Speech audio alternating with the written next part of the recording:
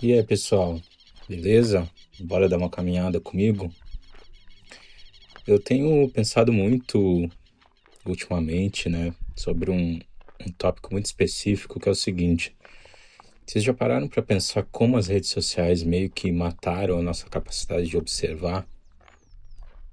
Tem um conceito do qual o Baudelaire fala, não sei se foi exatamente ele que cunhou o termo, mas eu sei que ele falava a respeito disso, que é o flaneur. Desculpa aí minha pronúncia em francês, não sei se é das melhores, mas acho que é por aí a pronúncia.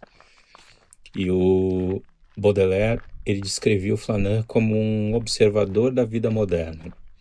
Então é um sujeito que caminhava pelas ruas, né, da cidade, como quem percorria ali uma galeria de arte viva, né, para ver, ouvir, absorver esse espetáculo da multidão, né, mas meio que sem fazer parte dela, né. Era como se fosse um participante espectador, né? Ou um estrangeiro em casa. Ele realmente, nesse momento de caminhada, ele se colocava à parte, né? E aí o Flaneur transformava esse ato simples de andar, de caminhar, né, num gesto que era estético. Então era quase como um modo de pensar com os pés. E a força do Flaneur vinha justamente do choque entre o corpo e o mundo, né? Então ele construía, como se ele construísse assim o olhar e o andar como experiências existenciais, né? Durante essas caminhadas contemplativas pela cidade, né? E se a gente for parar para pensar hoje, a gente não vaga mais, né, com esse propósito, assim. É claro que a gente caminha, mas nossa caminhada quase sempre tem um propósito, né? Que é ir caminhando do trabalho, por exemplo, da casa para o trabalho, ou da casa para a academia, ou para ir ao supermercado. Mas essas são caminhadas utilitaristas, né? Elas têm um propósito claro, e no caso do Flaneur, era justamente não ter um propósito, né?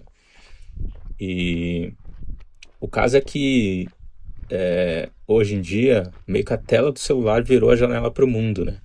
Então você não precisa mais sair para observar, se você não quiser, e a maioria das pessoas não quer, né? O problema é que essa janela, né, a janela do celular, ela te mostra o que ela quer, que na verdade é o que você quer também, porque o que os algoritmos fazem é te jogar dentro de um loop, né, que só mostra mais e mais das coisas que você quer ver, das coisas que você gosta. Isso, entre outras questões, por exemplo, vai acarretar numa intensificação da polarização, por exemplo, né? Porque o algoritmo só te mostra um lado, né? Eu sei que é um jeito meio binário de falar, mas é como o algoritmo encara as coisas, né? Se a gente for dividir, por exemplo, entrar na questão da política, e você de repente é um cara que se encaixa no campo progressista ou da esquerda, o algoritmo só vai te mostrar isso. Se você é um cara do centro, da direita, ou mesmo da extrema direita, o algoritmo só vai te mostrar conteúdos relativos a isso. Então ele meio que vai minando a sua capacidade de ter uma visão mais ampla das coisas, né? Ele só te dá um lado da história. Além do fato de construir percepções que são equivocadas do mundo também, né? Então a gente não observa mais, né? Nós acabamos consumindo imagens e nós somos consumidos por essas imagens, né? Então, e aqui vem uma coisa muito importante: a gente nem mesmo se perde mais, né? Porque nós somos sempre guiados pelo algoritmo. E daqui a pouco eu já falo mais sobre como isso acontece, né? Mas o Walter Benjamin, um pensador alemão, ele avança com essa questão sobre o qual Baudelaire falava, mas para o Benjamin, o Flaneur vai ser um símbolo da consciência moderna, né? Então é alguém que está perdido na multidão, ele tentando achar sentido no excesso de estímulos da cidade, né? Então, para ele, a flânerie se torna uma forma de resistência, uma resistência a essa velocidade do capitalismo, um andar devagar como gesto crítico e contemplativo, né? Como freio, como contrapeso. Então, ainda que o Flaneur, compreendido por Baudelaire, tenha sido ressignificado, pelo Benjamin, em ambos o contato direto desse sujeito com a cidade é a condição para que a Flannery se dê, né? Mas a gente precisa, mas é exatamente essa mediação simbólica que hoje deixa de existir e que de certa forma mata o Flannery, seja como gesto estético ou como instrumento de resistência e crítica, né? Porque hoje o olhar é sempre mediado por telas. Então, é um processo em que o feed, ele substitui a calçada, né? E consequentemente, esse gesto de rolar, né? Com o dedo, você passando tela toda hora ali, ad infinitum, ou seja, infinitamente, ele vai substituir o passo, né? Então, é muito interessante essa lógica, né? Você entender que a calçada virou a tela e o passo virou o movimento ali do polegar rolando tela, né? Então, isso meio que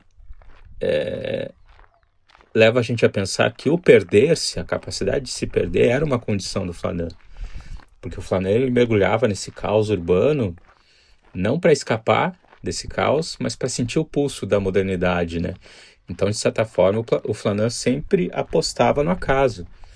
Ele não saía de casa com a ideia, com a expectativa de que ele sabia exatamente o que aconteceu, para onde ele ia. A ideia da Flannery, desse vagar pelas ruas, era justamente se perder no meio desse caos, né?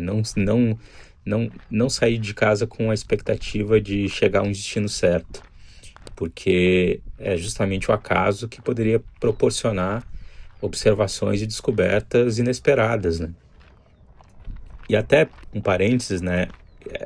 Essa é um pouco a proposta que esse canal assume, né? Não é o meu primeiro vídeo aqui, eu tenho alguns vídeos antes, mas para usar a linguagem aí dos caras de startups e coaches e pessoas do business, digamos que eu pivotei esse canal, né? E agora a estética dele vai ser mais ou menos essa aqui, né? E é justamente em função desse assunto do qual eu tô falando aqui, né? Um pouco a proposta do canal é essa, flanar, vagar, porventura até me perder, ainda que as minhas caminhadas nem sempre ou quase nunca vão ser em ambientes urbanos, né? Acho que eu não me sentiria muito seguro de fazer isso com a câmera aqui nas costas. Mas eu acho que tanto estética quanto conceitualmente, essa proposta ainda se sustenta, né? Mesmo que seja em ambientes mais bucólicos como esse, estradas mais rurais, né? Menos gente, menos cidade. Mas enfim, voltando ao tópico do acaso e dessa condição do perder-se, do se permitir perder, se a gente for pensar, tudo que o grande motor que move o nosso tempo faz hoje, e faz isso atravessando as nossas vidas através de milhões de mediações tecnológicas, né? Seja através de tela de computador, de celular, de smartwatch, de Alexa, de GPS, do que quer que for. Tudo isso é justamente para evitar que a gente se encontre, que a gente se permita o acaso. Então tudo é calculado, todas as probabilidades, né? Então o mundo ele foi escaneado em cada centímetro, né, das grandes cidades até os locais mais remotos. Então hoje a gente tem sistemas ultra precisos de mapa, de GPS, que mostram as rotas mais rápidas, o caminho traçado para que a gente não saia da rota. Então meio que é quase impossível se perder, né? A gente tem que querer muito, né? Abrir mão de todos os instrumentos que a gente tem à nossa disposição se a gente quiser se perder. E até no campo dos relacionamentos também, né? Se a gente for ver, se criam mecanismos para suprimir o acaso, né? Se escolhem pares românticos, né? Ou parceiros sexuais, da mesma forma que se escolhe o que comer em um aplicativo de delivery, por exemplo, né? Porque se a gente for ver, o Tinder e aplicativos similares é exatamente isso. Tudo é desenhado para poupar a gente dessa frustração diante da dúvida, do incerto, né? E acho que aí tem uma ideia importante também, né? nós desacostumamos das frustrações, né? A gente está, talvez por essa cultura de coachização, de coaching, a gente quer sempre o atalho mais rápido, a gente não tolera mais a dificuldade, né? Então, quando a gente pensa nesses instrumentos, ainda que eles estejam longe de garantir que tudo vai sair como a gente deseja, ainda assim, a função deles, para mim, é muito clara, que é evitar a frustração e evitar o erro, evitar o acaso, evitar a frustração e tornar tudo mais indolor, rápido e garantido pra gente, né? Ainda que essa garantia seja só uma falsa, uma ilusão, né? E as redes sociais, se a gente for pensar nelas, então essas são verdadeiras máquinas mortíferas de exterminar o acaso, né? Nossa, o algoritmo da rede social está sempre trabalhando continuamente para que a gente não seja surpreendido por essa coincidência fortuita, né? Pela eventualidade, pela casualidade, né? Ao contrário da esfinge, o algoritmo ele nos decifra e também nos devora, né? Então os nossos celulares eles se tornaram espiões, né? E agora já nem mais discretos, nem velados, né? Porque até um tempo atrás isso era meio velado, era meio discreto. Ainda agora tá muito descarado. E eles ouvem tudo que a gente diz, né? Eles observam o nosso gestual, eles registram cada movimento do nosso globo ocular. Eu não estou falando hipoteticamente, isso é documentado, já tá, é sabido e documentado, né? Os celulares têm esses dados a nosso respeito. E então eles ouvem tudo que a gente diz, observam nosso gestual, registra cada movimento do nosso globo ocular, eles veem cada termo pesquisado, né, cada conteúdo curtido, e aí não só os celulares, mas enfim, computadores, assistentes pessoais também, né? Tem todo um novo léxico desse efêmero, desses tempos líquidos para dar conta para dar conta da gente viver nesse nosso zeitgeist, né, nesse espírito do tempo atual. Então, até mesmo as partes da tela para onde a gente olha são registradas, né? Isso vira dado, vira informação. E é um processo contínuo de coletar, registrar, processar, tudo em tempo real, e que acaba compilando uma massa crítica, que é a base de uma economia perversa, mas uma economia perversa da atenção, né? Que é instrumento desse capitalismo tardio. E que acaba, de certa forma, transformando a gente num amontoado de dados, né? Que vão sendo dados aos algoritmos para alimentar os algoritmos. E tudo que eles precisam para nos jogar em esse ciclo vicioso que nos torna adictos, né? Viciados, uma vez que eles, como eu estava falando antes, nos fazem ser impactados justamente e somente por aquilo de que nós mais gostamos, né? Então, nessa medida dá para dizer que o algoritmo decide por nós, né? Então, falando simbolicamente, nosso corpo está imóvel, né? E nem tão simbolicamente assim, porque se a gente considera essa questão das redes sociais, a única parte do corpo que está se movendo são os nossos polegares, né? Para rolar a tela. Então, nosso corpo está meio imóvel, nosso olhar está domesticado, né? Só tem atenção, só tem olhos para a tela. E a gente, em certa medida, não produz mais sentido, né? A gente só replica padrões. Esse é um dos perigos das redes sociais e também é um dos perigos da inteligência artificial, né? Porque da forma como elas são alimentadas, as inteligências artificiais generativas, elas se alimentam só do que já existe e regurgitam aquilo que já existe, né? Então, dá para dizer que é um conteúdo novo.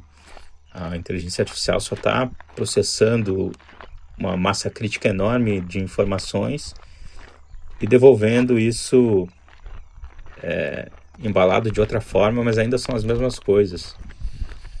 Então, é quase como se a gente estivesse vivendo uma representação contemporânea do mito de Narciso, né? Então a gente se deixou aprisionar pela nossa própria vaidade e a gente está apaixonado pelo nosso próprio reflexo, né? Refletido nas telas.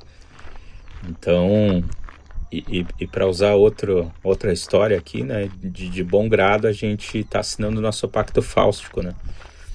Fausto, se você não lembra, a história de Fausto, né? Escrita pelo Goethe. Fausto é um médico que, se não me engano, ele almeja ter sucesso, dinheiro, e como médico, acho que ele é meio fracassado, não consegue isso. Então Fausto faz um pacto com o demônio.